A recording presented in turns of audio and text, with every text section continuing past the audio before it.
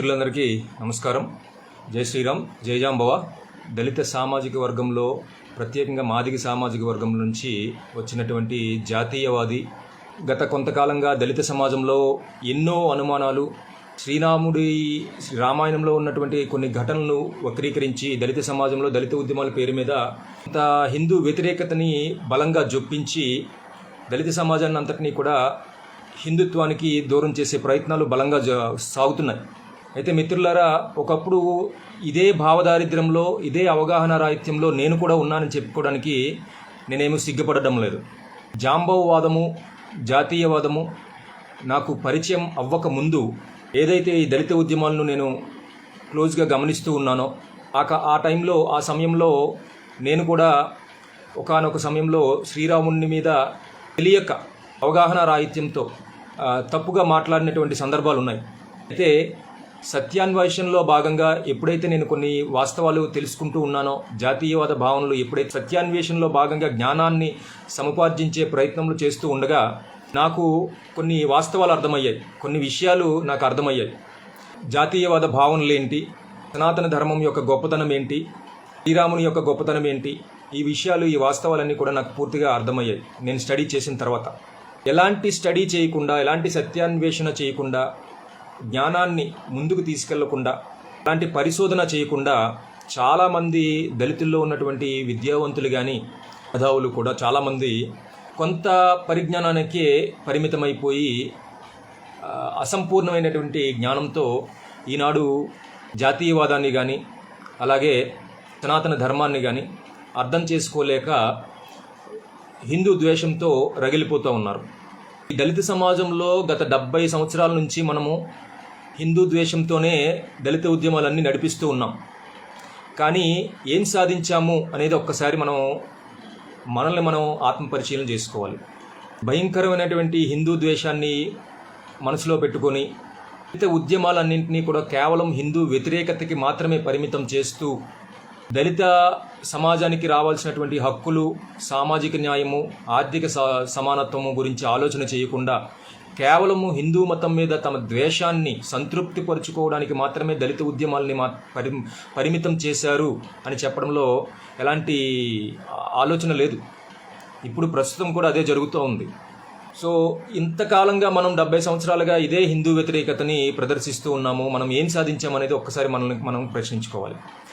కేవలము మనువాదము, మూతికి ముంత ముడ్డికి చీపురు అనే మాటలు చెప్పుకుంటూ 70 సంవత్సరాలుగా మనం ఒక మతాన్ని వ్యతిరేకిస్తూ ఎలాంటి చైతన్యము, ఎలాంటి ప్రయోజనాలు లేకుండా అదే వెనుకబాటుతనము మనం అనుభవిస్తూ ఉన్నాం. అంతేకాకుండా ఇదే దళిత సామాజిక వర్గంలో అనేక రకాలైనటువంటి అసమానతలతో వెళ్తూ ఉన్నాం. సో ఈ సమస్యలన్నింటికీ పరిష్కారం కావాలి అంటే గనక ఖచ్చితంగా పరమత సహనం వహించి ఈ దేశంలో ఉన్నటువంటి ప్రతి మతాన్ని గౌరవించుకుంటూ, ప్రత్యేకంగా హిందూ ద్వేషాన్ని విడినాడి హిందుత్వాన్ని, సనాతన ధర్మాన్ని అర్థం చేసుకొని వారిని గౌరవించుకుంటూ ఇతర మతాల్లాగే సనాతన ధర్మాన్ని కానీ, హిందుత్వాన్ని కానీ, హిందూ ధర్మాన్ని కానీ గౌరవించుకుంటూ ముందుకు వెళ్ళటం అనేది, సోదరభావంతో ముందుకు వెళ్ళటం అనేది ఐక్యతకి నిదర్శనము. అంతేకాకుండా ఈ దేశంలో ఉన్నటువంటి వనరుల మీద మనం కూడా మానసికంగా హక్కులు కోల్పోకుండా ఉంటాం. ఎప్పుడైతే మనం హిందుత్వాన్ని ద్వేషిస్తూ, హిందూ మతం నాది కాదు, ఇక్కడ ఉన్నటువంటి సనాతన ధర్మం నన్ను దూరం పెట్టింది అని చెప్పుకుంటూ ఎప్పుడైతే మనం ఈ ధర్మాన్ని ద్వేషిస్తూ బ్రతుకుతూ ఉంటామో మనలో వేర్పాటువాద భావనలు పెరిగిపోతాయి. అంచేత మన సోదరులైనటువంటి ఈ హిందుత్వవాదులను కూడా మనం ద్వేషించుకుంటూ కూర్చోవటం వలన ఏమవుతుందంటే ఈ దేశం మనది, మనమంతా ఒక్కటే అనే భావనలో నుంచి మనం మనం ఎంత దూరంగానే ఉంటాం. సో అంచేత ఎప్పుడైతే సనాతన ధర్మాన్ని కానీ, హిందూ ధర్మాన్ని కానీ మనం కూడా గౌరవించి, ఇతర మతాల్లాగే గౌరవించి పరమత సహనం వహించి ముందుకు వెళ్తూ ఉంటామో ఖచ్చితంగా ఈ దేశం మనది అనే భావనలో మనం ఉండి వేర్పాటువాద భావనలు నుంచి మనము దూరమయ్యి ఈ దేశం యొక్క వనరుల మీద కూడా మనం హక్కును కలిగి ఉంటాం.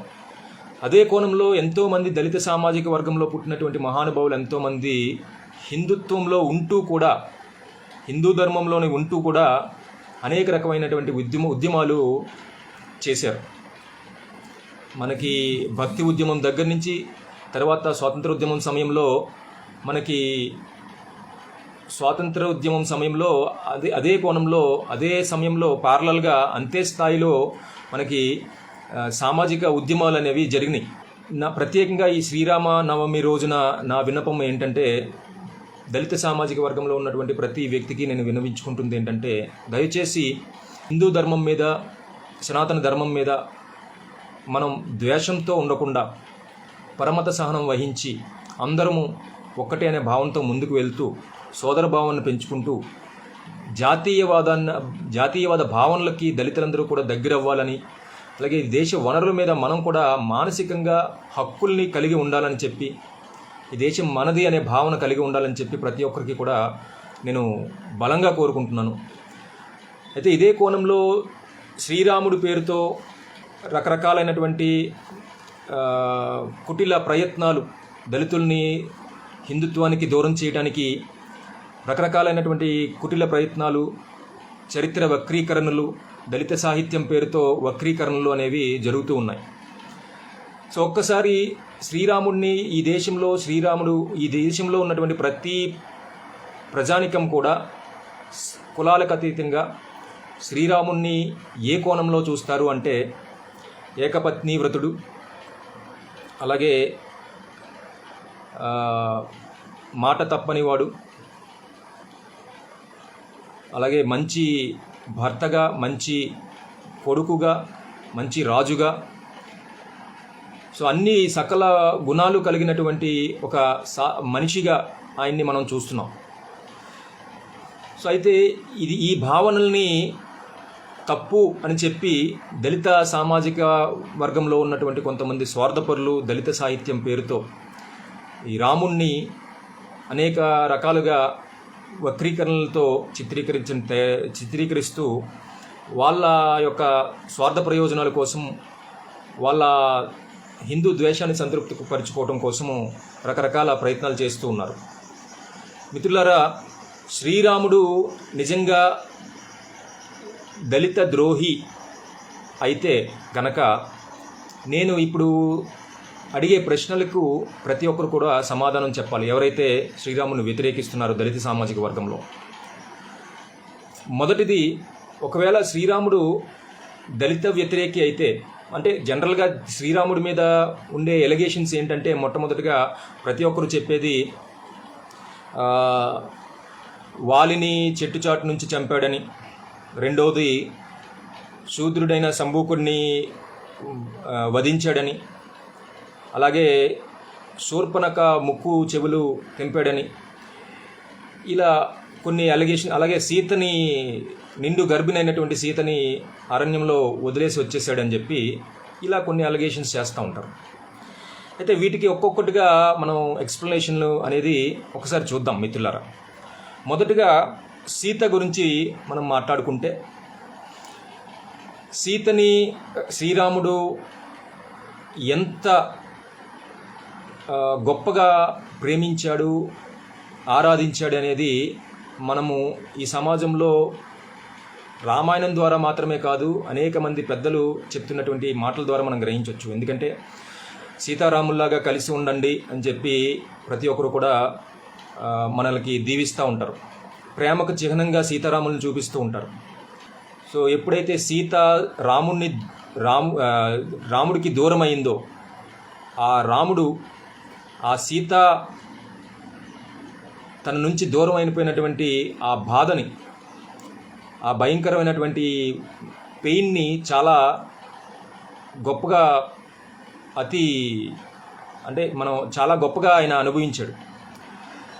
సో మనం అది రామాయణంలో చూసాము, అనేక సినిమాల్లో కూడా మనం చూసాం. ఆ పెయిన్ ఎలా ఉంటుంది, అంటే మనం మనసుకు నచ్చినటువంటి, మన ప్రేమించినటువంటి వ్యక్తి మనకు దూరం అయితే మనసుకి ఎంత భారంగా ఉంటుంది అనేది, ఆ బాధ ఏంటనేది మనం అనేక రామాయణంలో చదువుకున్నాము, అలాగే అనేక సినిమాల ద్వారా కూడా మనం చూసాం. సో ఆ ప్రతి మనిషి కూడా మనిషి రూపంలోనే ఆయన ఆ రాగద్వేషాలకి అతీతుడు కాకుండా కేవలము మనిషి ఏ విధంగా అయితే సాధక బాధలను అనుభవిస్తాడో అదేవిధంగా సీత తన నుంచి దూరం అయినప్పుడు కూడా ఆయన అంతే స్థాయిలో ఆ బాధను అనుభవించాడు. ఆ బాధ నిజంగా వర్ణాతీతం. ఎందుకంటే మనం వర్ణించలేనిది. ఎందుకంటే మీరు ఒకసారి యుక్త వయసులో ఉన్నప్పుడు ప్రేమించినటువంటి ఒక మీ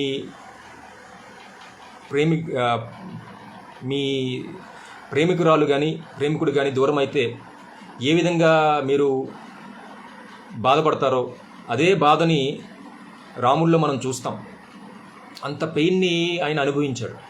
అంతేకాకుండా సీతని ప్రతి ఒక్కరు చెప్తారు, సీతని నిండు గర్భిణి కారడవులు పాలు చేశాడు, లేకపోతే అడవిలో వదిలేసి వచ్చేసాడు అని చెప్తారు. కానీ శ్రీరాముడు సీతని అడవుల్లో విడిచిపెట్టి రాలేదండి. ఆయన చేసింది ఏంటంటే, జాగ్రత్తగా మనం గమనిస్తే ఉత్తరాఖండలో 45వ సర్గలో 16, 17, 18 శ్లోకాలు చదివితే మీకు వాస్తవాలు తెలుస్తాయి. ఆయన లక్ష్మణుడి చేతికి చెప్పి లక్ష్మణుడి చేత సీతను తమసా నది ఒడ్డున ఉన్నటువంటి వాల్మీకి ఆశ్రమం దగ్గర విడిచిపెట్టి రమ్మని చెప్పాడు ఆయన. ఇది ప్రతి ఒక్కరు గమనించారు. సీతని శ్రీరాముడు ఒంటరిగా ఏదో కారాడవులు పాడు చేయలేదు. చెయ్యడానికి సీతను విడిచిపెట్టడానికి గల కారణం ఏంటనేది మీకు అందరికీ తెలుసు. ఎప్పుడైతే శ్రీరాముడు సీతని రావణాసుడిపై యుద్ధం గెలిచి సీతతో రాముడు రాజ్యానికి వచ్చినప్పుడు తన రాజ్యంలో రకరకాలుగా అవమానకరంగా మాట్లాడుకుంటున్నటువంటి సందర్భంలో రాముడికి అపకీర్తి రాకూడదు, రామరాజ్యానికి అపకీర్తి రాకూడదు, వంశానికి ఇక్ష్వాకు వంశానికి అపకీర్తి రాకూడదనే భావనతో సీతాదేవిని కొంతమంది ప్రజల కోరిక మేరకు విడిచిపెట్టి రావాల్సి వచ్చింది. తను ఎంతో ప్రేమగా మనస్ఫూర్తిగా ప్రేమించినటువంటి సీతని, తనలో సగభాగమైనటువంటి సీతని విడిచిపెట్టి రావాల్సి వచ్చింది. ఆ విడిచిపెట్టడం కూడా తమసా నది ఒడ్డున వాల్మీకి ఆశ్రమంకి దగ్గరలో ఆయన విడిచిపెట్టమని చెప్పి లక్ష్మణుడికి చెప్పడం జరిగింది. అంతేగాని ఒంటరిగా ఎక్కడో అడ్రస్ లేని అడవుల్లో విడిచిపెట్టి రాలేదు. అందుచేతనే సీత వాల్మీకి ఆశ్రమంకి వెళ్ళగలిగింది. దానికి ఒక పర్పస్ ఉంది. అంతేకాకుండా సీత ఏ కారణం చేత తనను రాముడు విడిచిపెట్టాడో ఆ కారణాన్ని సీత చాలా బలంగా అర్థం చేసుకోగలిగింది. సో దానికి సంబంధించి మనం చూస్తాం. అందుచేతనే మనం సీత ఏనాడు కూడా శ్రీరాముణ్ణి అపార్థం చేసుకోవటం కానీ, నన్ను కారాడవులు పాలు చేసావని చెప్పి అవమానించడం కానీ, లేకపోతే తప్పుగా మాట్లాడిన సందర్భం కూడా మనకు ఎక్కడ రామాయణంలో చూడలేదు. సో సీత వాల్మీకి ఆశ్రమంలో ఉన్నప్పటికీ కూడా శ్రీరాముని ఆదేశం ప్రకారము అడవుల పాలు అయినప్పటికీ కూడా శ్రీరాముని యొక్క భావజాలాన్ని, ఆయన యొక్క వ్యక్తిత్వాన్ని పూర్తిగా అర్థం చేసుకున్నటువంటి భార్య సీత. అందుకే సీత ఏనాడు కూడా రాముణ్ణి వ్యతిరేకించలేదు. సో ఇది కూడా మన కొంతమంది స్వార్థపరుల యొక్క వక్రీకరణ అని మనకి తేలింది. తదుపరి వాలిని చెట్టు చాటు నుండి శ్రీరాముడు సంహరించాడు అని చెప్తారు. అంటే చాలామంది అంటూ ఉంటారు, చెట్టు చాటు నుంచి సంహరించడం ఏంటి వాలిని అని చెప్పి. దీనికి కూడా ఎక్స్ప్లెనేషన్ మనము క్లియర్గా అర్థం చేసుకోగలగాలి. శ్రీరాముడికి వాలి గురించి మనం మాట్లాడుకోవాలి.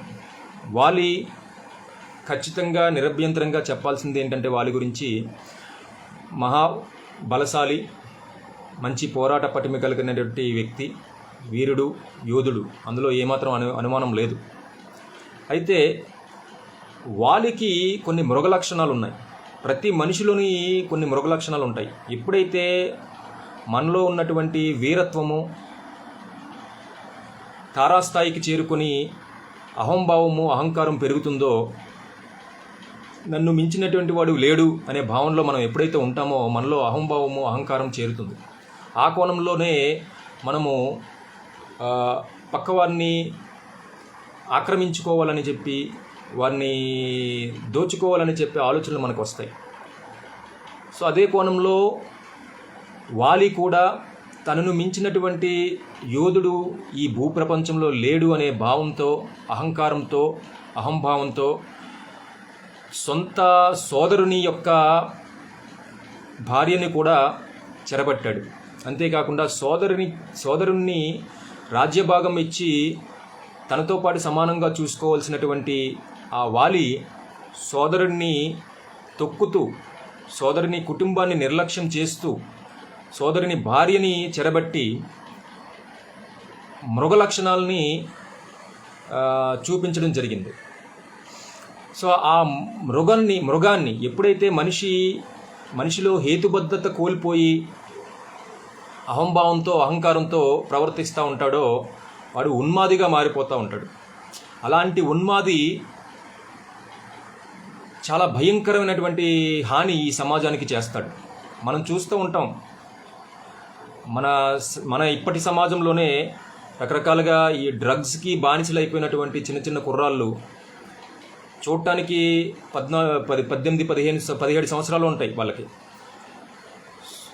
వాడిని చూస్తే అసలు చాలా బలహీనంగా ఉంటాడు. సో అలాంటి వాళ్ళు, ఈ డ్రగ్స్కి బానిస అయిపోయినటువంటి వాళ్ళు ఏంటంటే ఉన్మాదంతో ఉన్మాదుల్లా ప్రవర్తిస్తూ ఉంటారు. ఎవరు వచ్చినా కూడా నేను చంపేస్తాను అని చెప్పి బ్లేడ్లు పట్టుకోవడం, కత్తులు పట్టుకోవడం, రకరకాలుగా తిరుగుతూ ఉంటారు. సో అలాంటి వాళ్ళలో మృగ లక్షణాలు ప్రస్ఫుటంగా కనిపిస్తాయి. అదే కోణంలో ఆనాడు వాలి ఎంత బలవంతుడైనప్పటికీ కూడా, ఎంత వీరుడైనప్పటికీ కూడా ఎప్పుడైతే అహంకారం అనేది వాలిలో ప్రవేశించిందో సొంత సోదరుని కుటుంబం మీద చూపాల్సినటువంటి గౌరవం, ఇవ్వాల్సినటువంటి గౌరవం కానీ, మర్యాద కానీ, ఆ ఔదార్యం కానీ ఎలాంటి వాలి కోల్పోయాడు. సంచేతనే సోదరుని యొక్క రాజ్యాన్ని తీసుకోవటం, సోదరుని యొక్క భార్యని కూడా మరి చెరపట్టడం చేశాడు. ఆ కోణంలో ఆయన ఒక ఉన్మాదిలా మారిపోయి అప్పటి సమాజానికి చాలా ప్రమాదకరంగా మారినటువంటి వ్యక్తి. సో అలాంటి వ్యక్తిని ఒక మృగంలాగే సంహరించాలి తప్ప మనిషిలాగా అతనితో మనం డీల్ చేయడానికి లేదు.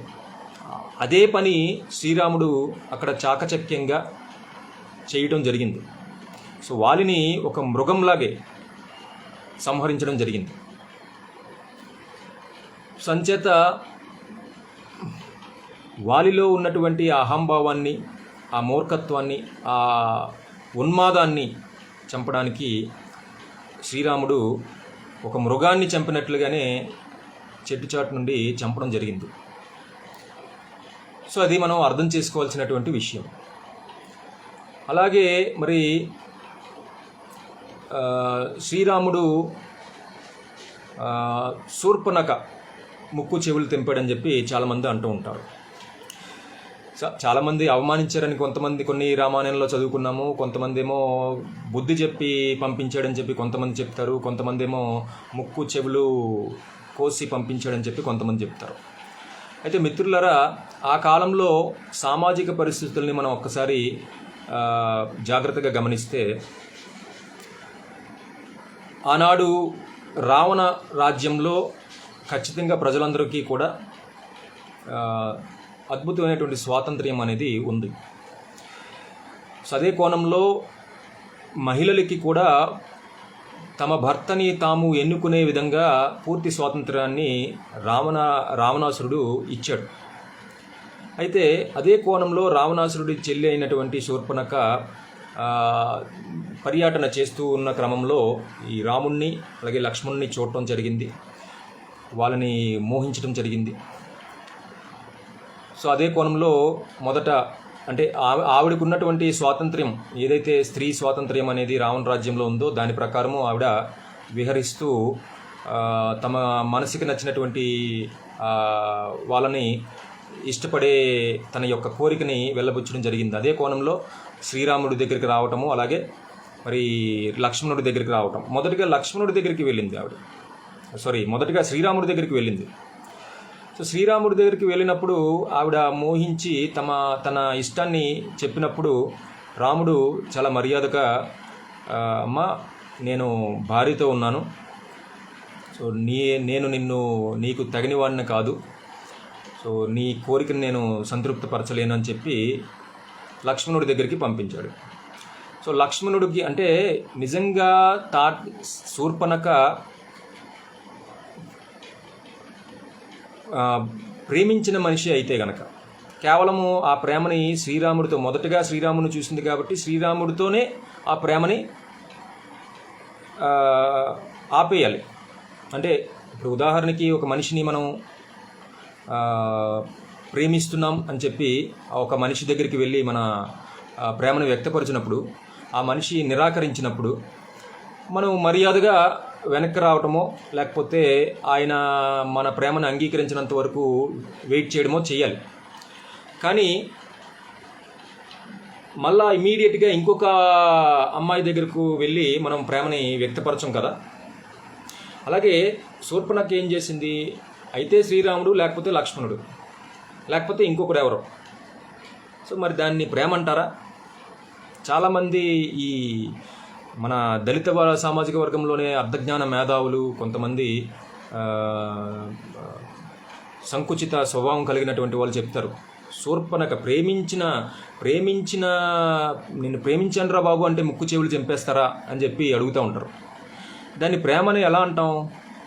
అయితే శ్రీరాముడు లేకపోతే లక్ష్మణుడు కాకపోతే ఇంకొకరు, అది ప్రేమ మోహమా? సో అక్కడ శ్రీరాముడిని మోహించి ఆయన మీద కోరికని వెళ్ళబుచ్చడం, ఆయన కాదంటే మళ్ళీ లక్ష్మణుడి దగ్గరికి వెళ్ళడం, లేకపోతే తన ఉన్మాదాన్ని మళ్ళీ అక్కడ కూడా ప్రదర్శించడం, నా కోరికను తీర్చండి, లేకపోతే నన్ను ప్రేమించండి, లేకపోతే నన్ను అని చెప్పి అతి ఉన్మాదంతో ప్రవర్తించినట్టు తీరు శూర్పణఖ. సో మరి అలా హేతుబద్ధతకి వ్యతిరేకంగా, సామాజిక కట్టుబాట్లకు వ్యతిరేకంగా అలా ప్రవర్తిస్తూ ఎవరిని పడితే వాళ్ళని కామించి మోహించి కోరికని వెలచెప్పి ఇష్టం లేకపోతే తన ఉన్మాదాన్ని ప్రదర్శిస్తున్నటువంటి అలాంటి వ్యక్తుల్ని ఏం చేయాలి? తగిన గుణపాఠం చెప్పాలి. మరి అదే గుణపాఠము లక్ష్మణుడు చేసి పంపించాడు.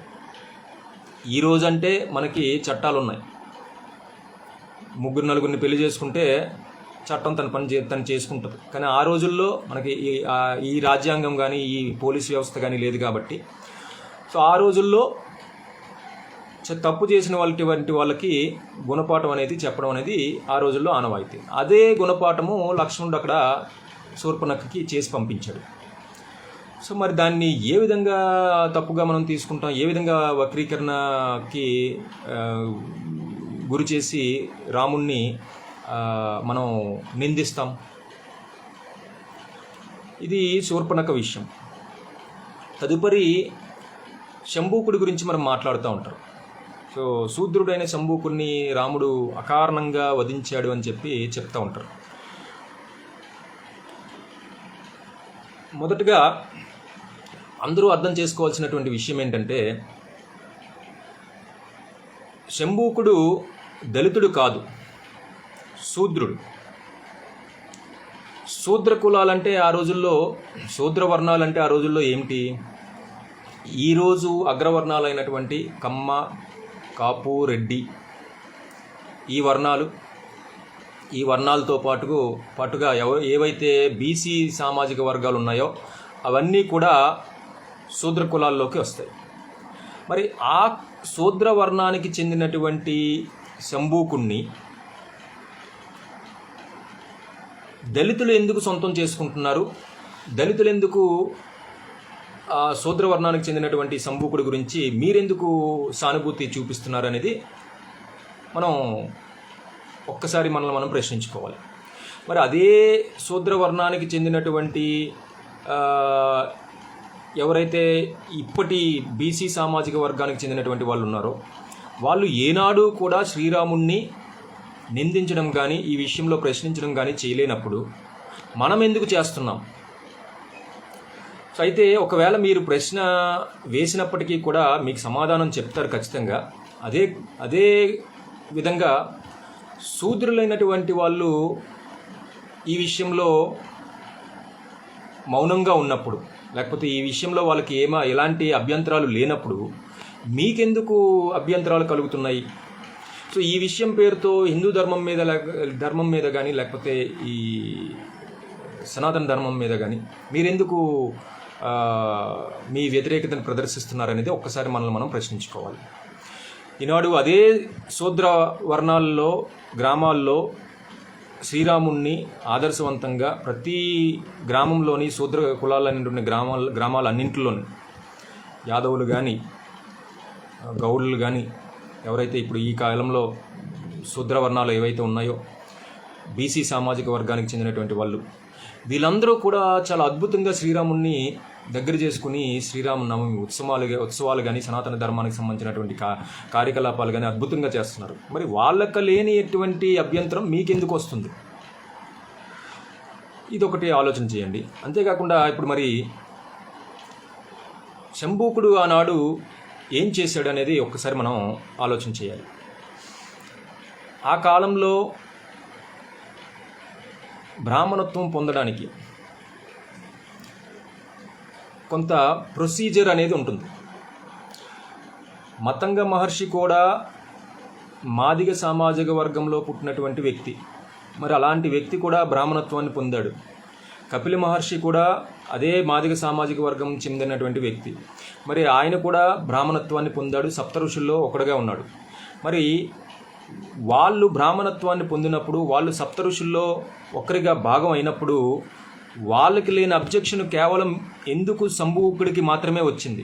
శంభూకుడు బ్రాహ్మణత్వాన్ని పొందాలనుకున్నప్పుడు, శంభూకుడు వేదాలని చదవాలనుకున్నప్పుడు, అంటే శంభూకుడు ఆ వేదాల్ని పొందాలనుకునే మార్గము, బ్రాహ్మణత్వాన్ని పొందాలనుకునే మార్గము తప్పు.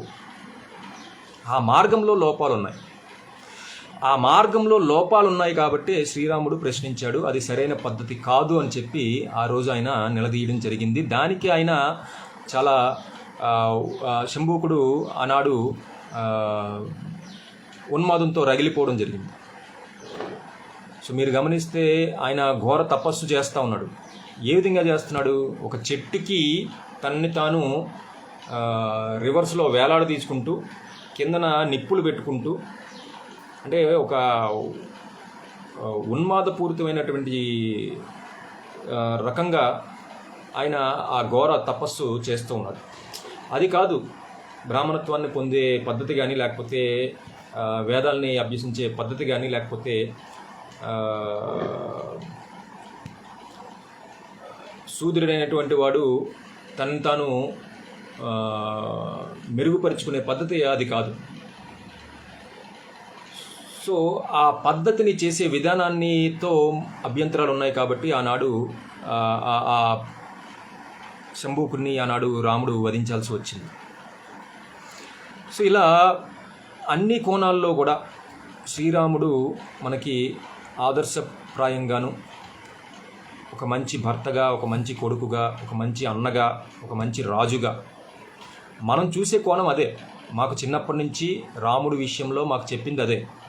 ఇప్పుడు మీరు సడన్గా వచ్చి రాముడులో ఉన్నటువంటి లోపాలన్నింటినీ కూడా వక్రీకరించి వాటి చరిత్రని రామాయణాన్ని వక్రీకరించి రకరకాలుగా నిందలు వేస్తూ మీరు మీ సునకానందాన్ని పొందాలని చూస్తే కనుక అది నిజంగా అభ్యంతరకరమైనటువంటి విషయం. సో మేము శ్రీరాముని ఆ కోణంలోనే చూసాం.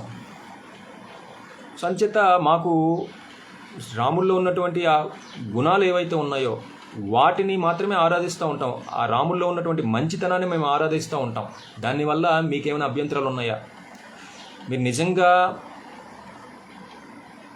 మేధావులు అయితే కనుక, దళిత సామాజిక వర్గంలో ఉన్నటువంటి ఈ కుహనా మేధావులు ఎవరైతే కొంతమంది ఉన్నారో, మీరు నిజంగా విద్యావంతులైతే కనుక రాముడిలో ఉన్నటువంటి మంచితనాన్ని, మంచి గుణాలని, సుగుణాలని ఆదర్శంగా తీసుకొని ఒక సామాజిక పౌరుడు తన జీవన విధానంలో భాగంగా వాటిని చేసుకుంటూ ముందుకెళ్తున్నప్పుడు మీరు ఎందుకు అబ్జెక్షన్ పెడతారు?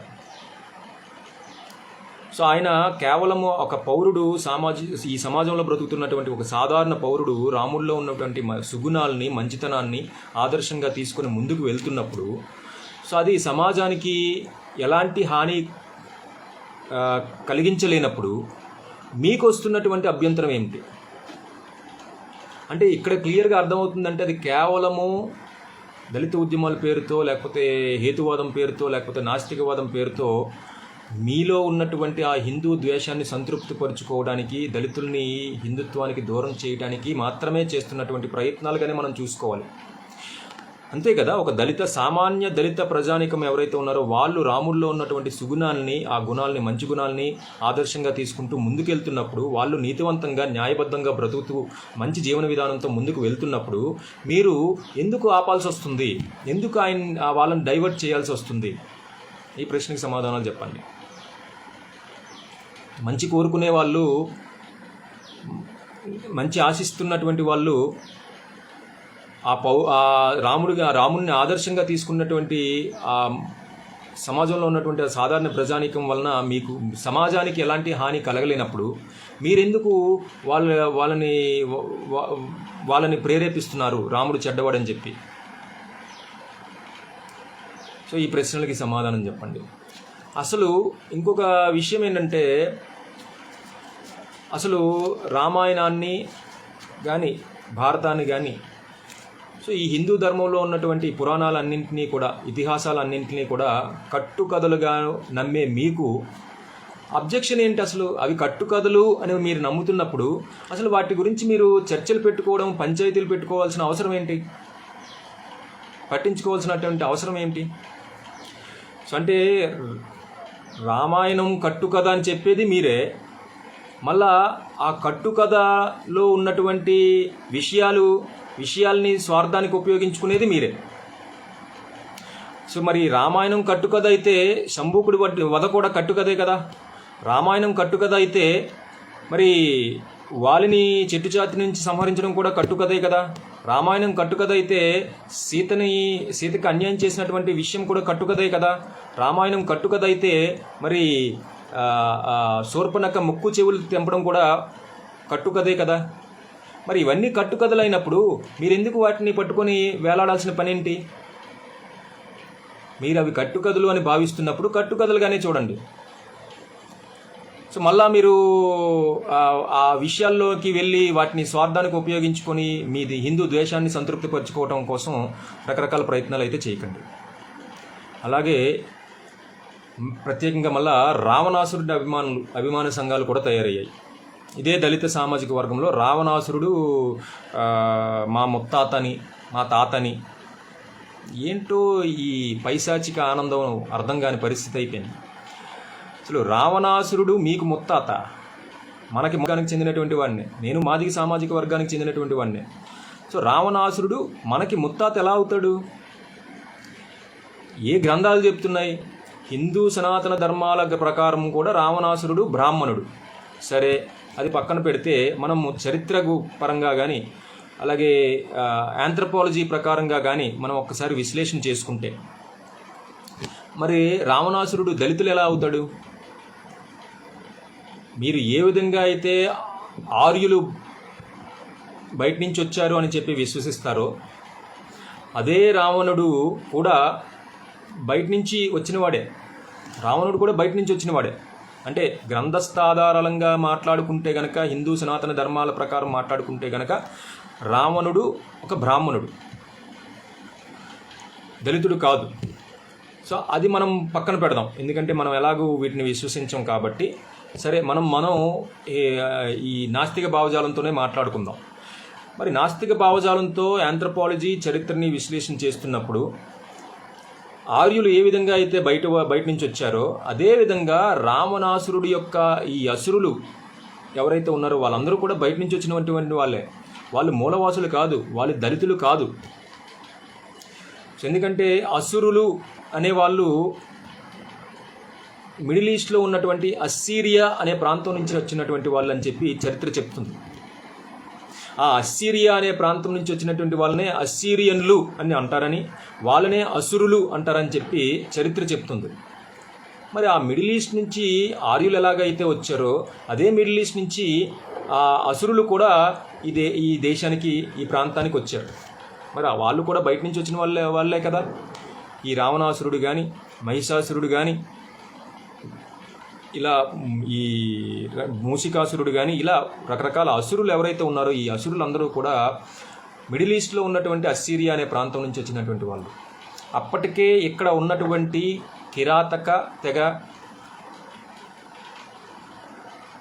మూలవాసులు ఎవరైతే ఉన్నారో, నాగులకు సంబంధించినటువంటి మూలవాసులు ఎవరైతే ఉన్నారో వాళ్ళ యొక్క రాజ్యాలని, వాళ్ళ యొక్క భూభాగాల్ని, వాళ్ళ యొక్క ఆడవారిని చెరపట్టి వాళ్ళ రాజ్యాలను ఆక్రమించుకొని ఈ అసురులు అనేవాళ్ళు మూలవాసుల యొక్క రాజ్యాల్ని ఆక్రమించుకున్నారు. సో ఈ మూలవాసుల యొక్క రాజ్యాల్ని ఆక్రమించుకొని ఇక్కడ రాజ్యాలని స్థాపించారు. సో మన యొక్క భూభాగాల్ని, మన యొక్క ఆడవాళ్ళని వాళ్ళు ఆక్రమించుకొని ఈ అసురులు అనేవాళ్ళు ఇక్కడ రాజ్యాలు స్థాపించారు. సో వాళ్ళని మీరు మా వారసులు, రావణాసురుడు మా వారసుడు అని చెప్పుకుంటున్నారంటే అసలు మీకు పాఠాలు నేర్పినటువంటి ఆ గురువులు ఎవరో, మీకు ఈ అజ్ఞానాన్ని నూరిపోసినటువంటి ఆ వ్యక్తులు ఎవరో ఒక్కసారి నాకు వాళ్ళని చూపించండి బాబు. సరే, ఒకవేళ రావణాసురుడు మీకు ముత్తాత అయితే మరి రావణాసురుడు పాటించినటువంటి శైవ ధర్మాన్ని మీరెందుకు పాటించడం లేదు? రావణాసురుడు కొలుస్తున్నటువంటి ఆ శివుడిని మీరెందుకు కొలవడం లేదు? అది చెయ్యరు. సో రావణాసురుడు యొక్క వ్యక్తిత్వం కానీ, రావణాసురుడు యొక్క ఆచార వ్యవహారాలు కానీ, రావణాసురుడు యొక్క జీవన విధానం కానీ మీరు ఏనాడు పాటించరు. కానీ రావణాసురుడిని మాత్రం సొంతం చేసుకుంటారు,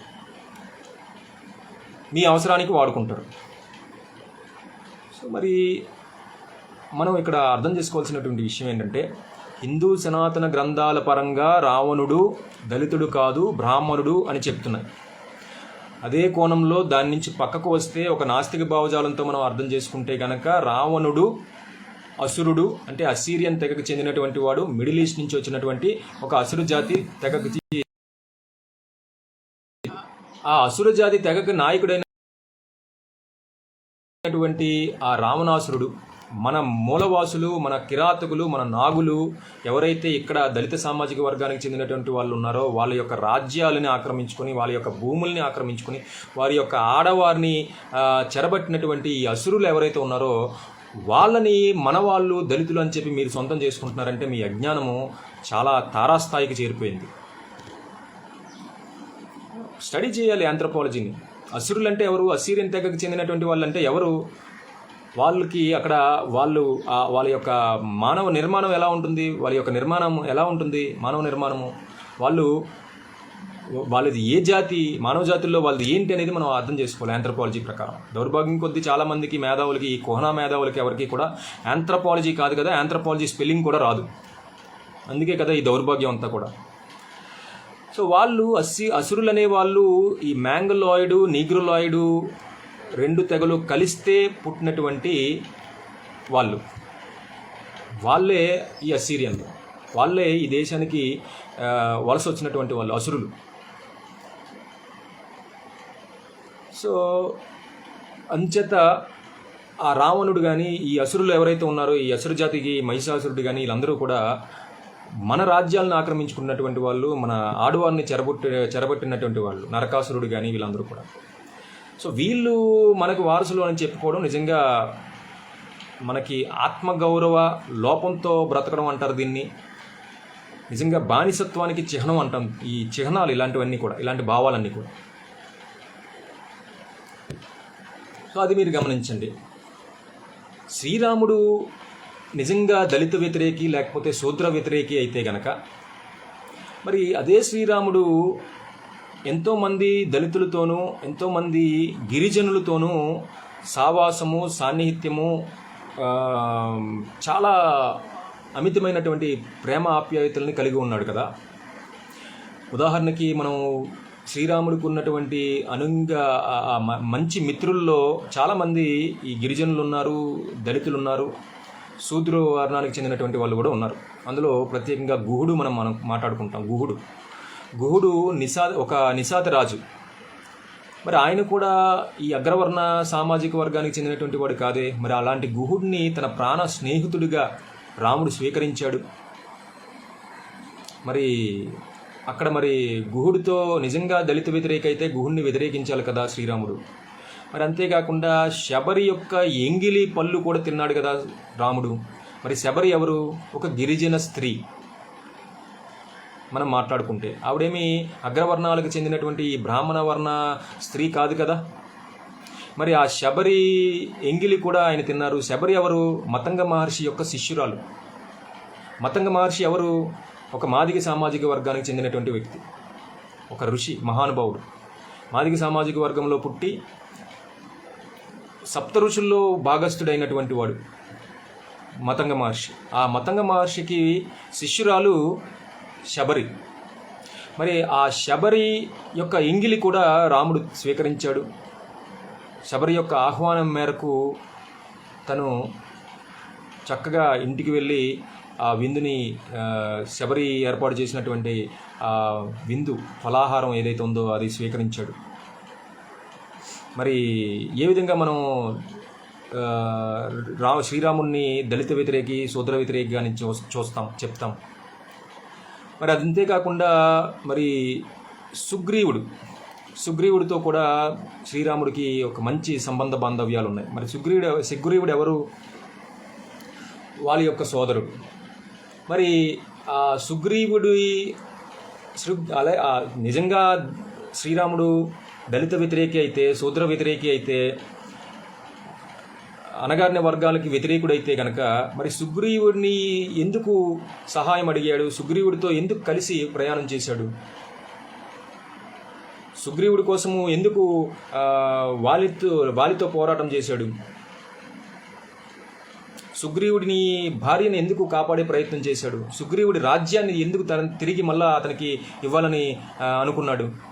నిజంగా శూద్ర వ్యతిరేక అయితే రాముడు వాలి ఆక్రమించుకున్నటువంటి ఆ సుగ్రీవుని భార్యని, సుగ్రీవుని రాజ్యాన్ని తిరిగి మళ్ళా సుగ్రీవునికే ఇచ్చి ఆయన దారిని ఆయన వెళ్ళిపోయాడు తప్ప ఆ రాజ్యాన్ని ఏమీ ఆయన ఆక్రమించుకోలేదు.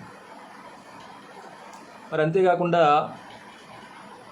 శ్రీరామునికి మార్గనిర్దేశము చేసినటువంటి వాడు, సీతాన్వేషణలో గొప్పగా సహాయం చేసినటువంటి వాడు ఎవరు అంటే జాంబవంతుడు. మరి ఆ జాంబవంతుడు ఒక మాదిగ సామాజిక వర్గానికి చెందినటువంటి వాడు కదా. మరి ఆ జాంబవంతుడు లక్ష్మణ్ణి సైతము కాపాడినటువంటి చరిత్ర, సంజీవని పర్వతంలో ఉన్నటువంటి మూలికని తీసుకొచ్చి హనుమంతుని సహాయంతో లక్ష్మణ్ణి కాపాడినటువంటి సందర్భం ఉంది. అదే కోణంలో జాంబవంతుణ్ణి శ్రీరాముడు ఆయన మార్గంలో, ఆయన నిర్దేశించినటువంటి ఆ ప్రణాళికలో భాగంగా రాముడు ముందుకు వెళ్ళడం జరిగింది కదా. సహాయ సహకారాలు అన్నీ కూడా సీతాన్వేషణలో భాగంగా రావణ సంహారంకి సహాయ సహకారాలన్నీ కూడా మరి ఈయన తీసుకోవడం జరిగింది కదా, జాంబవంతుడి నుంచి తీసుకోవడం జరిగింది కదా శ్రీరాముడు. సో జాంబవంతుని యొక్క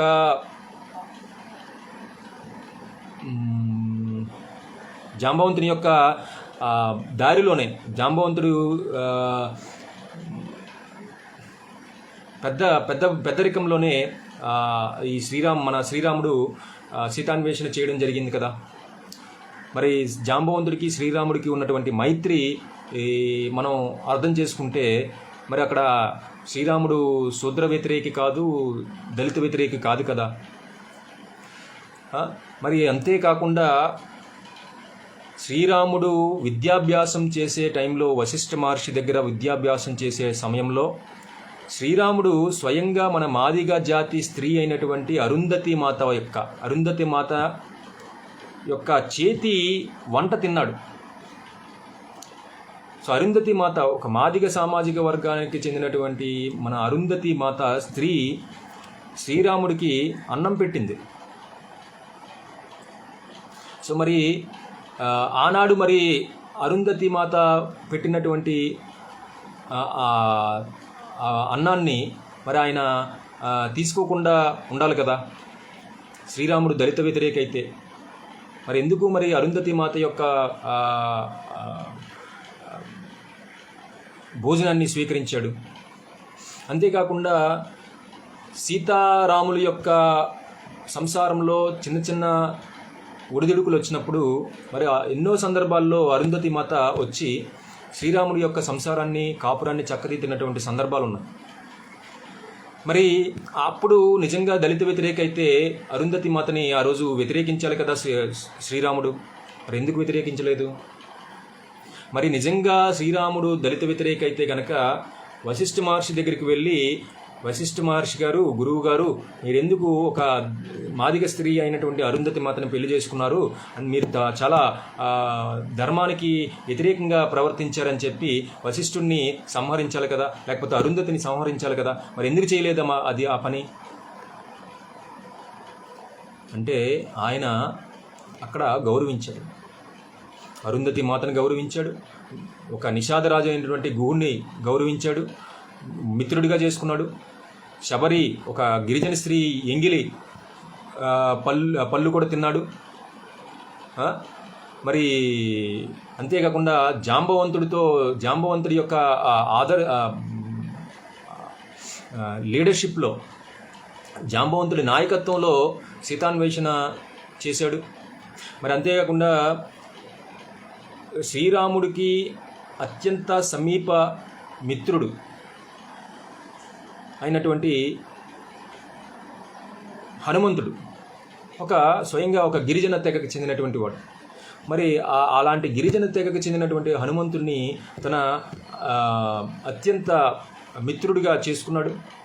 మరి అప్పుడు శ్రీరాముడు దళిత వ్యతిరేక ఎందుకు కాలేదు? ఎందుకు గిరిజన వ్యతిరేక కాలేదు? సంచేత మనం ఈ విషయాలన్నీ కూడా జాగ్రత్తగా అర్థం చేసుకొని శ్రీరాముల్లో ఉన్నటువంటి ధర్మ గుణాలు ఏవైతే ఉన్నాయో మంచిని మాత్రమే మేము ఆదర్శంగా తీసుకుంటూ ముందుకు వెళ్తాం. సో మీరు రాముడి పేరుతో దళిత సమాజంలో ఏ విధమైనటువంటి అభ్యంతరకరమైనటువంటి విషయాలు కానీ, అభ్యంతరకరమైనటువంటి వాదనలు కానీ తీసుకొస్తే వాటికి గట్టిగా సమాధానం చెప్తాం. అందులో అనుమానం లేదు. ఎందుకంటే దళితులు అనేవాళ్ళు ఈ దేశంలో భాగము, ఈ దేశ సంస్కృతిలో భాగము. మేము కూడా ఈ దేశ వారసత్వాన్ని మోసినటువంటి వాళ్ళము, ఈ వారసత్వంలో భాగం అయినటువంటి వాళ్ళం. ఈ దేశ సంస్కృతి సాంప్రదాయాన్ని మాలో భాగం చేసుకున్నటువంటి వాళ్ళం. ఈ దేశానికి సంబంధించినటువంటి జాతీయవాదం మాది, ఈ దేశం మాది అనే భావనలో మేము ఉన్నాం. అంచేతనే మాకు ఈ సంస్కృతి సాంప్రదాయాలు మాకు కావాలి, మాకు ఈ దేశం కావాలి, ఈ దేశం మీద వనరుల మీద హక్కులు కావాలి. మేము దూరంగా పారిపోం. సో ఎవడో మమ్మల్ని అంటరానోడు చేశాడు, ఎవడో మమ్మల్ని వివక్షకి గురి చేశాడంటే వాడికి గట్టిగా సమాధానం చెప్తాం. ఇప్పుడు రమ్మని చెప్పండి ఎవరినైనా సరే. సో పిరికి పందల్లాగా ఎవడో మమ్మల్ని దూరం పెట్టాడు కదా అని చెప్పి దూరంగా వెళ్ళిపోయే బ్రతుకులైతే మావి కాదు. మేము ఖచ్చితంగా మేము పోగొట్టుకున్నటువంటి ఏదైతే ఆత్మగౌరవం ఉందో ఆ ఆత్మగౌరవాన్ని ఇక్కడే ఉండి, ఇదే ధర్మంలో ఉండి మేము సాధిస్తాము, పోరాటంతో సాధిస్తాము. ఎవడైనా మమ్మల్ని వివక్షకి, అంటరానితనానికి గురి చేస్తే కనుక గట్టిగా వాడికి మా హక్కులతోని, మా రాజ్యాంగంతోనే సమాధానం చెప్తాం. సో అలాగే ఇంకొక విషయము మనం జాగ్రత్తగా అర్థం చేసుకోవాలి. చాలామంది జై శ్రీరామ్ అనే నినాదము అదేదో ఒక ఉన్మాదపు చర్యలాగా, లేకపోతే దాన్ని జై శ్రీరామ్ అనే నినాదాన్ని అదేదో కేవలము బీజేపీ వాళ్ళ సొత్తు, లేకపోతే ఒక పొలిటికల్ పార్టీకి చెందినటువంటిది, లేకపోతే ఒక వర్గానికి చెందినటువంటి నినాదంలాగా చూస్తూ ఉంటారు. నిజానికి జై శ్రీరామ్ అనే నినాదం యొక్క ఎక్కడి నుంచి వచ్చింది, దాని యొక్క చరిత్ర ఏమిటి అనేది ఒక్కసారి మనం విశ్లేషణ చేసుకుందాం. మిత్రులారా, ఈ దేశంలో స్వాతంత్రోద్యమం అనేది జరుగుతున్నప్పుడు దేశంలో ఉన్నటువంటి, సమాజంలో ఉన్నటువంటి ప్రతి సామాజిక వర్గానికి, ప్రతి వ్యక్తికి కూడా, దేశ పౌరుడికి కూడా స్వాతంత్ర కాంక్ష బలంగా వాళ్ళలో నాటాలి అంటే గనక ఒక ఉద్యమ నినాదం అనేది అవసరం పడింది. అదే కోణంలో మనకి ఈ జై హింద్ అలాగే వందే మాతరం అనే నినాదాలు రాకముందు అంటే గాంధీజీ హయాంలో కానీ లేకపోతే సుభాష్ చంద్రబోస్ హయాంలో కానీ ఉన్నటువంటి స్వాతంత్రోద్యమానికి ముందు ఏదైతే కాలం ఉందో ఆ కాలంలో అంటే మొట్టమొదటిసారిగా స్వాతంత్రోద్యమము జాతీయవాద ఉద్యమం అనేది ఈ దేశంలో బాలగంగాధర్ తిలక్ ద్వారా ఈ దేశానికి ఆధునిక కాలంలో స్వాతంత్రోద్యమం అనేది మొదలైందని చెప్తారు. మరి ఆ కాలంలో ఈ దేశంలో ఉన్నటువంటి ప్రతి పౌరుడికి స్వాతంత్ర కాంక్ష రావాలి అంటే ఒక బలమైనటువంటి నినాదం అనేది కావాలని చెప్పి ఆనాడు కొంతమంది పెద్దలు నిర్ణయించడం జరిగింది. అందులో భాగంగానే ఈ దేశానికి సంబంధించినటువంటి సంస్కృతి సాంప్రదాయాలు, ఈ దేశానికి సంబంధించినటువంటి ఆత్మగౌరవానికి సంబంధించినటువంటి విషయాలతో కూడుకున్నటువంటి ఒక నినాదం అవసరం పడింది. ఆ కోణంలోనే ఆ జై శ్రీరామ్ అనే నినాదం అనేది ఆనాడు ఒక స్వాతంత్ర ఉద్యమంలో భాగంగా సామ్రాజ్యవాద శక్తుల మీద పోరాటం చేయటానికి, వాళ్ళని ఎదిరించడానికి ఈ దేశంలో ఉన్నటువంటి ప్రతి పౌరుడికి ఒక ఉద్యమ నినాదం కావాలి. కాబట్టి ఆ కోణంలో జై శ్రీరామ్ అనే నినాదాన్ని ఆనాడు తీసుకోవడం జరిగింది. తరువాత కాలంలో ఆ జై శ్రీరామ్ నినాదం రకరకాల పోకడలకి పోయింది, అది తర్వాత విషయం. కానీ అది ఎక్కడి నుంచి వచ్చింది అనేది చరిత్ర మనం చెప్పుకుంటున్నాం. సో ఆ కోణంలో ఒక స్వాతంత్ర ఉద్యమంలో భాగంగా స్వాతంత్ర ఉద్యమానికి సంబంధించి ప్రతి పౌరుడికి జాతీయవాద భావనలతోని స్వాతంత్ర కాంక్షని కావాలి. కాబట్టి ఆ కోణంలో ఒక ఉద్యమ నినాదంగా జై శ్రీరామ్ అనేది రావటం జరిగింది. మరి ఎవరి చేత ఆ జై శ్రీరామ్ అనే నినాదము ఈ దేశంలో రావటం జరిగింది అనేది కూడా మనం ఒక్కసారి ప్రశ్నించుకోవాలి. ఎవరు ప్రారంభించారని. చాలామంది అంటున్నట్టుగా బాలగంగాధర్ తిలక్ జై శ్రీరామ్ నినాదాన్ని ఇవ్వలేదండి. ఆ బాలగంగాధర్ తిలక్కి గురువు అయినటువంటి ఒక మాంగ్ అంటే మాదిగ సామాజిక వర్గానికి చెందినటువంటి క్రాంతివీర్ సాల్వే అనే వ్యక్తి ఆ జై శ్రీరామ్ అనే నినాదాన్ని ఈ దేశంలో మొట్టమొదటిసారిగా ఒక సామ్రాజ్యవాద శక్తుల మీద పోరాటం చేయటానికి, స్వాతంత్ర కాంక్షని పెంచడానికి ఆ జై శ్రీరామ్ అనే నినాదాన్ని క్రాంతివీర్ సాల్వే అనే ఒక మాదిగ ఆ జై శ్రీరామ్ అనే నినాదాన్ని ఈ దేశ ప్రజానికానికి అందించడం జరిగింది. సో బాలగంగాధర్ తిలక్ శిష్యుడిగా ఉన్నాడు క్రాంతివీర్ సాల్వేకి. ఒక మాదిగ క్రాంతివీర్ సాల్వేకి బాలగంగాధర్ తిలక్ అనే ఆయన శిష్యుడిగా ఉన్నాడు. ఆ శిష్యరకం చేసే క్రమంలోనే బాలగంగాధర్ తిలక్తో పాటుగా చాలామంది వ్యక్తుల్లో స్వాతంత్ర కాంక్షని రగిల్చి ఉద్యమం వైపు వీళ్ళందరినీ నడిపించినటువంటి బాధ్యతలు క్రాంతివీర్ సాల్వే తీసుకున్నాడు. ఆ తీసుకోవడానికి గల కారణం కూడా చెప్తాను, వినండి జాగ్రత్తగా. సో అసలు క్రాంతివీర్ సాల్వే ఎవరు అంటే, మనకి పీష్వా యుద్ధానికి ముందు ఖడికీ యుద్ధం అనేది జరిగింది బ్రిటిష్ వారితో. ఆ ఖడికీ యుద్ధంలో వేలాది మంది మాంగులు, వేలాది మంది చమార్లు బ్రిటిష్ సామ్రాజ్యవాద శక్తుల మీద పోరాటం చేశారు. ఆనాడు అణగారిన వర్గాలు గాను, గిరిజన వర్గాలు గాను ఉన్నటువంటి ఆ వర్గాలు ఏవైతే ఈ మాదిగ, చమార్ వర్గాలు ఏవైతే ఉన్నాయో వాళ్ళు బ్రిటిష్ సామ్రాజ్యవాద శక్తుల మీద పోరాటం చేశారు. ఆ పోరాటమే ఖడికీ యుద్ధం. ఆ ఖడికీ యుద్ధంలో రాఘోజీ సాల్వే అనే వ్యక్తి నాయకత్వంలో వాళ్ళు బ్రిటిష్ సామ్రాజ్యవాద శక్తిని ఎదుర్కోవడం జరిగింది. సో ఆ రాఘోజీ సాల్వే ఒక మాదిగ నాయకుడు. సో ఆ ఒక మాంగ్ సామాజిక వర్గానికి చెందినటువంటి, ఒక మాదిగ సామాజిక వర్గానికి చెందినటువంటి రాఘోజీ సాల్వే అనే ఆయన నాయకత్వంలో ఈ వేలాది మంది చమార్లు, వేలాది మంది మాంగులు బ్రిటిష్ వారిపై యుద్ధం చేస్తున్న క్రమంలో బ్రిటిష్ వారు ఈ రాఘోజీ సాల్వేని ప్రాణాలతో పట్టుకొని ఏం చేశారంటే, రాఘోజీ సాల్వేని తన యొక్క 10 సంవత్సరాల కొడుకు కళ్ళ ఎదురుగా ఆ రాఘోజీ సాల్వేని ఉరి తీయడం జరిగింది. అప్పటికి రాఘోజీ సాల్వేకి ఒక 10 సంవత్సరాల బాలుడు కొడుకున్నాడు. ఆ చిన్న బాలుడు 10 సంవత్సరాల బాలుడు తన తండ్రిని తన కళ్ళెదురుగానే అతి కిరాతకంగా చంపుతూ ఉంటే ఆ బాధ అనుభవిస్తూ ఆనాడు ఆ 10 సంవత్సరాల బాలుడు ఒక నిర్ణయం తీసుకున్నాడు. ఎట్టి పరిస్థితుల్లో ఈ బ్రిటిష్ సామ్రాజ్యవాద శక్తుల్ని నేను ఎదుర్కొంటాను, ఈ దేశంలో స్వాతంత్ర కాంక్షని దేశ ప్రజానికానికి అంతటికీ కూడా నేను విస్తరిస్తాను అని చెప్పి ఒక బలమైనటువంటి నిర్ణయం ఆ రోజు ఆ 10 సంవత్సరాల బాలుడు తీసుకున్నాడు. ఆ బాలుడే క్రాంతివీర్ సాల్వే. ఒక మాంగ్ సామాజిక వర్గానికి చెందినటువంటి వ్యక్తి, ఒక మాదిగ సామాజిక వర్గానికి చెందినటువంటి వ్యక్తి. సో ఆ రోజు ఆయన తీసుకున్నటువంటి నిర్ణయం అనుగుణంగా అనేక యుద్ధ కళలు, అంటే మాంగ్ సామాజిక వర్గానికి జనరల్గానే వాళ్ళ కులవృత్తి ఏంటంటే ఈ యుద్ధ కళలు, మార్షల్ ఆర్ట్స్ అన్నమాట. సో అందులో నైపుణ్యాల్ని మెరుగుపరుచుకుంటూ యువతనంతటినీ కూడా ఈ బ్రిటిష్ సామ్రాజ్యవాద శక్తులకి వ్యతిరేకంగా యువతల్లో యుద్ధ కళలు, మార్షల్ ఆర్ట్స్ పెంచుతూ ఒక రకమైన కళాశాల స్థాపించి, అంటే ఆ యుద్ధ కళలకు సంబంధించి కళాశాలను స్థాపించి ఆ క్రాంతివీర్ సాల్వే గారు యువతనంతటినీ కూడా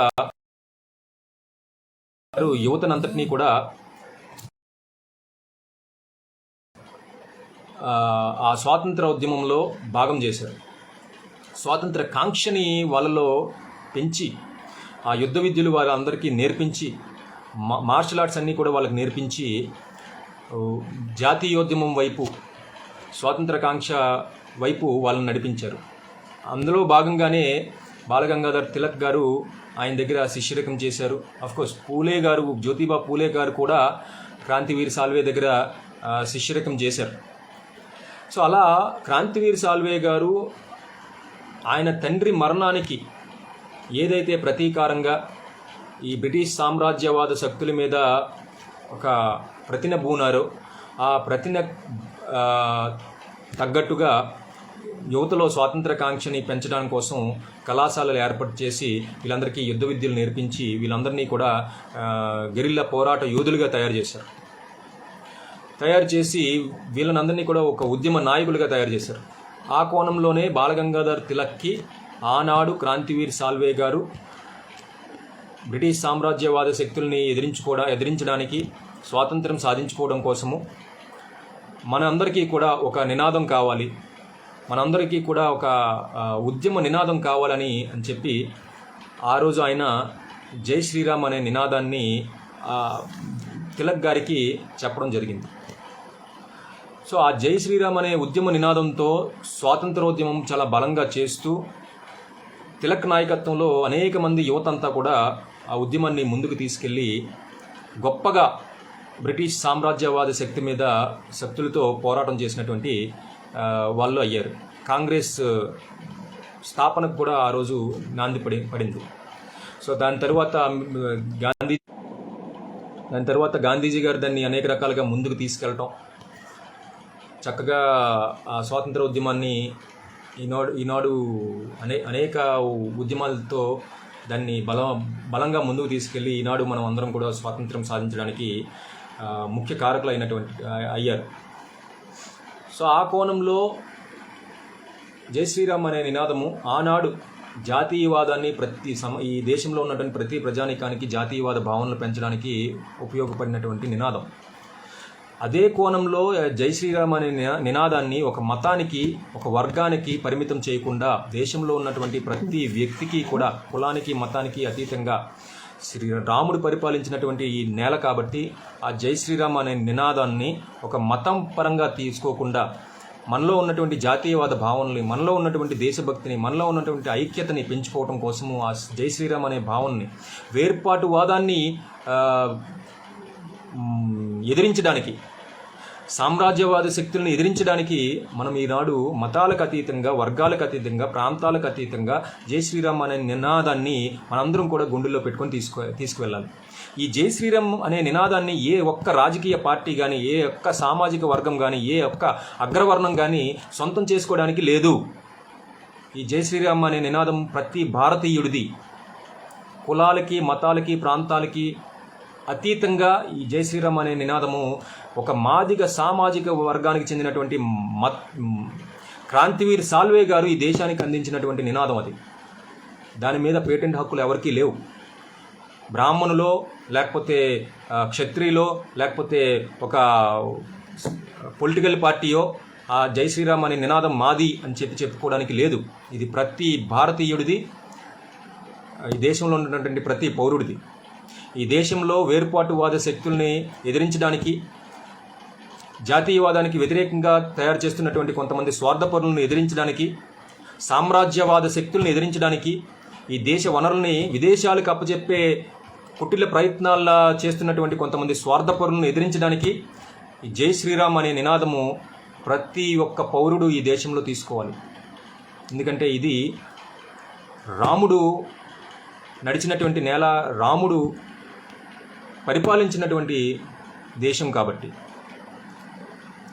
సో అందుచేతనే జై శ్రీరామ్ అనే నినాదము మేము ఆచరిస్తాం, మేము తీసుకుంటాం. దాన్ని మేము తప్పుగా అనుకోం.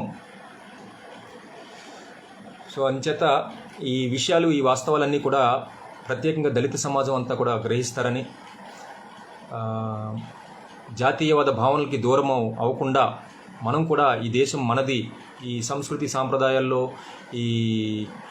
మనం కూడా భాగస్థులం అయ్యి ఈ వనరుల్ని మనం కూడా హక్కుల్ని మనం కూడా మానసికంగా ఫీల్ అవుతూ ఈ దేశం నాదే అనే భావనలతో ముందుకెళ్తారని చెప్పి మరీ ఆశిస్తున్నాను. ప్రత్యేకంగా దళిత సామాజిక వర్గానికి నేను చెప్తుంది ఏంటంటే, మిత్రులారా, మీ యొక్క హిందూ ద్వేషాన్ని సంతృప్తి పరుచుకోవటానికి రాముడి మీదో లేకపోతే కృష్ణుడి మీదో అబండాలు వేయటము, లేకపోతే రకరకాలుగా కుటిల ప్రయత్నాలు చేయటం మాత్రం ఆపండి. పరమత సహనం వహించండి. నిజంగా హిందూ మతము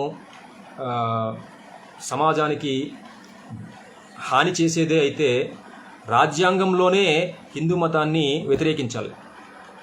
మరి రాజ్యాంగంలో మిగిలిన మతాలకి ఏ విధంగా అయితే హక్కులు ఉన్నాయో అదేవిధంగా హిందూ మతానికి కూడా రాజ్యాంగంలో హక్కులు ఉన్నాయి. ఒక మతంగా రాజ్యాంగం గుర్తించింది హిందూ మతాన్ని. మరి మీరెందుకు గుర్తించలేకపోతున్నారు రాజ్యాంగబద్ధంగా? సో ఆ ద్వేషాన్ని వేడండి దయచేసి. మనందరం మిత్రులు. ఇప్పటి వరకు మనల్ని ఎవరైతే దూరం పెట్టారో, ఎవరైతే మనల్ని సామాజిక వెనుకబాటుతనానికి గురి చేశారో వాళ్ళందరికీ కూడా మన బాధని, మన గోడుని, మన ఆవేదనని వ్యక్తపరుచుదాం. వాళ్ళ అర్థం చేసుకునేటట్లుగా మనం మసులుకుందాం, నడుచుకుందాం. ఒకవేళ వాళ్ళు నిరాకరించి మన హక్కుల్ని కాలు రాస్తున్నారంటే పోరాటంతోనే వాళ్ళకి సమాధానం చెప్తాం. అంతేగాని పిరికి వాళ్ళలాగా వేరొక చోటకి పారిపోయో, వేరొక మార్గంలోకి వెళ్ళిపోయో, లేకపోతే ఈ దేశాన్ని 2 ముక్కలుగా చేయండి, మాకు ఒక ముక్క ఇచ్చేయండి అని చెప్పి నినాదంతో ఈ దేశాన్ని, వనరుల్ని ముక్కలు చేసే ప్రయత్నాలు అయితే మానుకుందాం. జాతీయవాదాన్ని పెంచుదాం. సో ఈనాడు దళిత సామాజిక వర్గానికి మన హక్కులు, మన సామాజిక చైతన్యము, మన సామాజిక న్యాయము, సామాజిక ఆర్థిక సమానత మనం సాధించాలంటే ఖచ్చితంగా ప్రతి ఒక్కరు జాతీయవాద భావనలు కలిగి ఉండాలి. ఈ దేశం నాది అనే భావన కలిగి ఉండాలి. ఈ దేశంలో ఉన్నటువంటి వనరులు నావి అనే మానసిక భావనతో ఉంటేనే మనం ఇక్కడ ఈ దేశంలో ఉన్నటువంటి వనరుల్ని మనం అనుభవించగలుగుతాం. సో నా ఆవేదనని మంచి మనసుతో అర్థం చేసుకుంటారని చెప్పి ఆశిస్తూ, నా మాటల్లో ఎవరినైనా నొప్పిస్తే క్షమిస్తారని, నా మాటలు ఎవరి మనోభావాలైనా సరే కనుక నొప్పిస్తే కనుక క్షమిస్తారని చెప్పి కోరుకుంటూ, జై శ్రీరామ్, జై జాంబవ. అందరికీ మరొకసారి శ్రీరామనవమి శుభాకాంక్షలు తెలుపుకుంటూ